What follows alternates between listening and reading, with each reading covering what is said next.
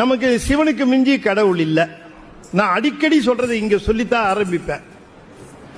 சிவபெருமானுக்கு சொல்லப்படுகிற அடையாளங்கள் வேறு எந்த கடவுளுக்கும் சொல்லப்பட முடியாது. அவருக்கு சொல்லுகிற அடையாளங்கள் வேறு கடவுளுக்கு கிடையாது.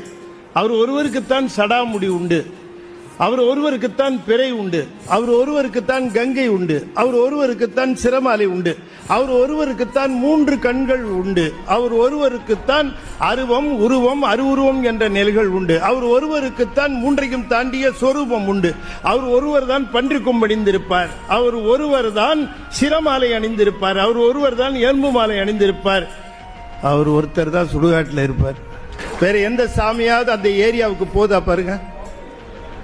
எல்லா சாமிக்கும் பயம் சுடுகாட்டை பார்த்து. நம்மால் அங்க டயஸ் போட்டு ஆடுறார்.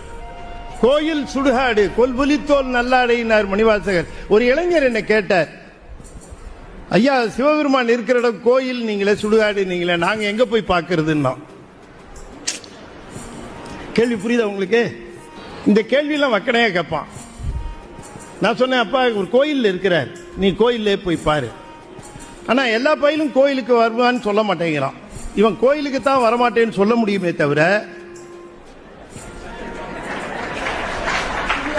ஐ will meet that fellow there பயில அங்க வச்சு பாத்துக்கிறேங்கிறாரு. இப்ப சுடுகாட்டுக்கு போக மாட்டேன்னு சொல்ல முடியுமா? அங்க சிவபெருமான பார்த்து தான் ஆகணும். அதுவே தான் கோயில் அவருக்கு. இவன் கோயிலுக்கு போக மாட்டேன்னு சொல்றவெல்லாம் அங்க போய் தான் தீரணும்.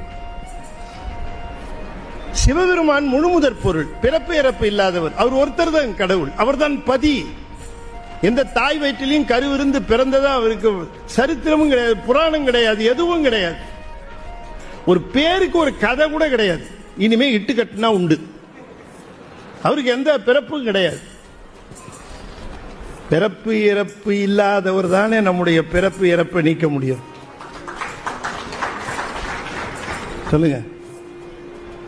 உடம்பு சரியில்லைன்னு நான் போய் பார்க்குற டாக்டரே இருமிக்கிட்டே படுத்து கிடந்தாருன்னு வச்சுக்கோங்க. என் நோய் எப்படி அவர் தீர்ப்பாரு?